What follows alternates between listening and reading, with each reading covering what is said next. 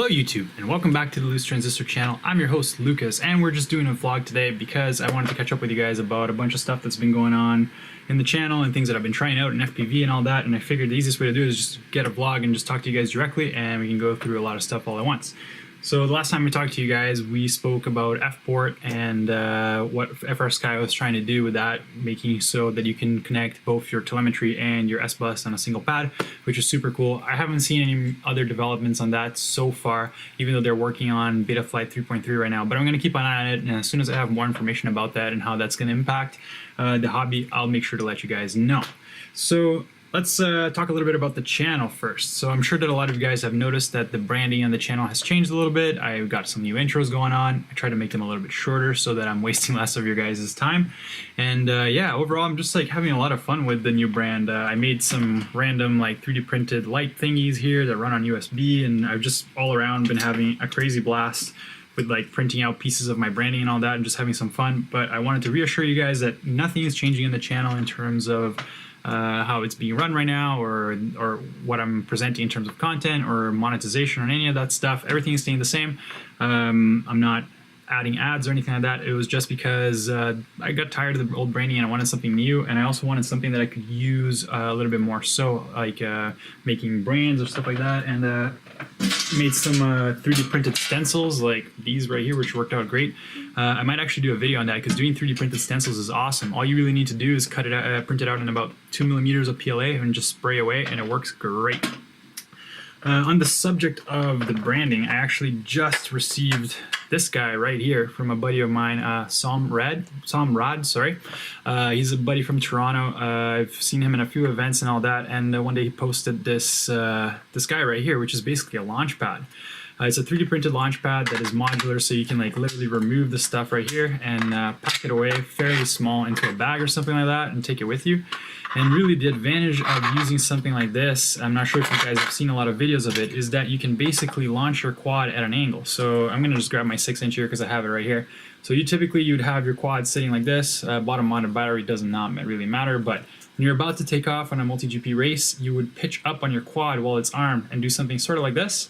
Yeah, you see what I'm saying? So that kind of adds some preload. So you're kind of looking straight ahead to where you're going to go.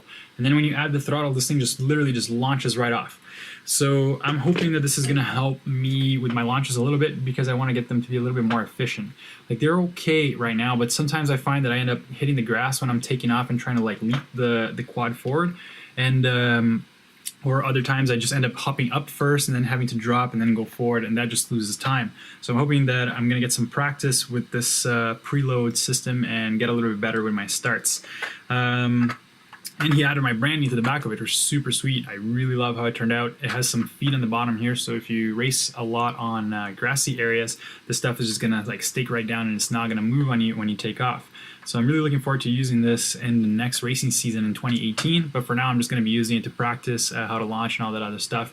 I will do a better video on this showing me using it and launching some quads from it for you guys next weekend when I get out to fly again, provided the weather's not entirely terrible, because it's been brutal. So yes, past couple of weeks I got a set of these Gemfan props here, the Gemfan 5152 Flash. You guys know that I'm a big believer in flying bi-blades. Pretty much all my quads fly bi-blades, and so far I've been exclusively running the 5050Cs, these guys right here. So I love how these fly. They have a nice bite in the air. They drop really nice when I cut the throttle, which I really like, and I just overall like the way they handle. However, lately in 3.2, I'm having a little bit of a hard time tuning them. Now I'm not sure what it is, if it's something in 3.2 or something, maybe my motors are just getting old. But I found that I'm having just these micro warbles here and there that I'm having a really hard time getting rid of. So then enter the Gemfan 5152 Flash, the bi-blades. When I saw these, I was like, man, these look great. A little bit higher pitch, so I was a bit worried about the KV that I'm running. But honestly, I slapped these on some 2600 KVs, and they're freaking great. They sound super mean. They have a great amount of grip, better grip than the 5050C, and they are smooth. These are incredibly well balanced, or at least they have been so far. They've done okay in crashes. They tend to bend, and once they bend, it's really difficult to bend them back up. And I'll give you guys a close-up here so you can take a look at what the prop kind of looks like. So it's sort of has that, a little bit of that crane effect going on, and it has these little winglets right here. It's just going to be a little bit hard to show. There we go. So there's these little winglets right there that point downwards, and basically all they do is create almost like a duct fan effect, keeping some of that air from like slipping out and increasing the efficiency of the prop, which is not quite something that the 5050C does. It does have a different swoop, so it's a more sharper pitch here, and it moves down in the prop right there, but there's nothing here to catch it on. So I'm wondering if that plus the added pitch is making these props grip so well. But I'm really liking how these fly, especially how they tune on Betaflight 3.2. Curious to see how Betaflight 3.3, which is being worked on right now, is going to handle the biblades. Hopefully they get a little bit better, because I am having a little bit of trouble tuning, especially on this big guy right here. I've been trying to fly it and put some HD footage for you guys, because I finally got another HD cam. We have the 3D printed mount that I designed right here, but the problem is I'm getting a lot of warbles with the 6-inch biblades. So buddy Diego from FPV chat told me to lower my D-gain, so I'm going to try that out and see if that works. Other than that, guys, I still have one build here to work on for you guys in the next little while. As soon as I get some time, I'm hoping to get onto building the Falcon Multirotors Featherlight. This thing here looks awesome. It's light as hell, and only thing I'm missing right now is a 20x20 FC so that I can actually build this the way that it was intended to build. So as soon as I got that, I'll get that started for you guys.